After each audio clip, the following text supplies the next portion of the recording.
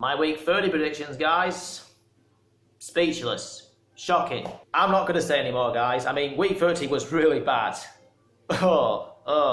Yeah, a fortnight ago, guys, no week 31 prediction video because I was ill, sore throat, literally couldn't speak. I literally lost my voice, so there was no chance of me doing a prediction video if I can't speak. But now my voice is back, and just in time for week 32 predictions. So, anyway guys, here are my predictions for week 32 of the Premier League this season. So, here we go. Fulham v Manchester City. Well, the last two home games for Fulham, they have been playing really well, but sadly, they haven't got the results they deserved. Besides, Chelsea showed their quality and Liverpool won it through a late penalty. Yeah, that pretty much sums up Fulham's season, actually. There is really no doubt they're going down. But if they can put in performances against Chelsea and Liverpool, can they do the same against Man City? Speaking of Man City, no longer top, so no doubt a win here will put them back to the top of the Premier League. Plus, we all know City are going to fight to the very end, so I expect them to win this one comfortably. I might be wrong, it might not be comfortable, but no matter,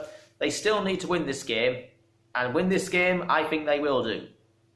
3-0 Man City. Brighton v Southampton. Well, Southampton really do have a chance of staying up, don't they? To go out there on that pitch and beat a team like Spurs gives the whole Southampton team a massive boost and a lot of confidence for the rest of the season. As for Brighton, doing well in the FA Cup, no doubt, but in the league, they are pretty much close to the relegation zone, so they desperately need to win this one. At least one more win would mean they're safe. Not mathematically, but in my mind, they'll be safe. In fact, both teams have won their previous Premier League games, so both of them will come into this game with a lot of confidence. I see Brighton are a very good team when they play at home, but since the new manager came in for Southampton, they have become a very tough and organised side.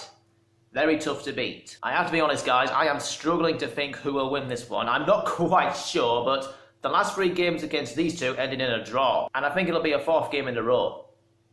1-1.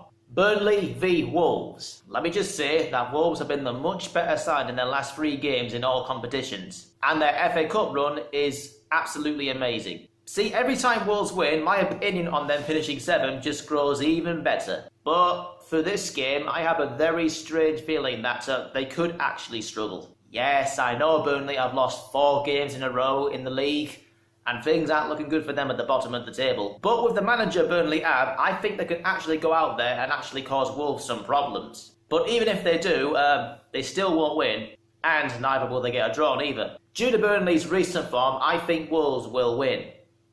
2-1 Wolves. Crystal Palace v Huddersfield. Sums up Huddersfield's season, doesn't it, against West Ham? 3-1 up at 75 minutes, full time.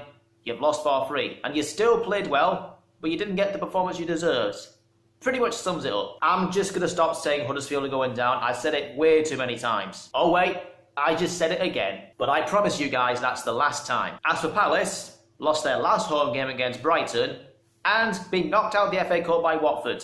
Don't get me wrong, Palace are still a very good team, but when it comes to playing at Selhurst Park, results plus goals have been very hard to come by. But for this game, they're not going to struggle for goals, guys. No chance. No. 3-1 Palace. Leicester v Bournemouth. The last 2 league games were just what Leicester needed to start Brendan Rodgers' reign. Of course, Fulham and Burnley didn't really play well. But I think Bournemouth will add more of a test to this Leicester City team, so it's going to take a lot of effort for Leicester if they have to finish the top half of the league this season. Tough times for Bournemouth.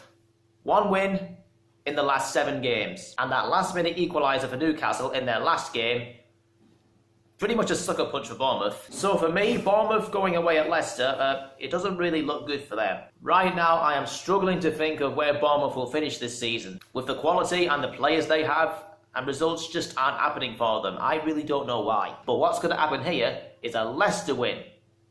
2-0 to Leicester. Manchester United v Watford. United will now be focusing on finishing in the top 4 and progressing in the Champions League after being knocked out of the FA Cup by Wolves. And deservedly so. But against a Watford team who had such an impressive season, United will again be put to the test. It's a big test for Manchester United because they've lost their previous 2 games in all competitions, and the injury list just keeps growing bigger. They weren't that bad against Arsenal, but against Wolves, They were that bad. So, yeah, United are going to struggle in this game. But no matter how good Watford will play, I still think United will win because they still have a lot of quality in their side. 2-0 Manchester United. West Ham v Everton. The story of both these teams is inconsistency. Say, Everton can get good results against Liverpool and Chelsea, but against Newcastle, when you're 2-0 up, and you throw it away to lose 3-2. Now there's inconsistency for you. Also, West Ham beating Newcastle, then in the next 2 games they lose to Cardiff, and we're given a scare against Huddersfield. Now that's what I call inconsistency. Yeah, I know Everton have beaten Chelsea, but for this game, I have a feeling they're not going to get anything. So that's why I'm predicting a 3-1 West Ham win. Cardiff v Chelsea. I mean, what is happening at Chelsea? They didn't play well against Fulham, Wolves and Everton. They may have beaten Fulham anyway, but failing to beat Wolves at home and Everton away, I mean, something's going wrong at Chelsea. And every time Chelsea don't win a game, their chances of top 4 become more and more remote. They still have a chance, of course, but they have to start winning games and they have to start playing well to spark some confidence in the team. So Cardiff will come into this game the more confident of the two after their last league game, which is a victory against West Ham, which was very vital. They may have won, but they're still in the drop zone, so they desperately need a win here. In fact, they need to win more games to actually stay up. But in this game, I don't think they will win. I think Chelsea will win, but it's not going to be easy for them. 2-1 Chelsea. Liverpool v Tottenham. Tottenham's first home game at their new stadium is upon them, but they've got to go to Anfield first. And their record at Anfield is horrendous. Not to mention their recent form, which is 4 games without a win.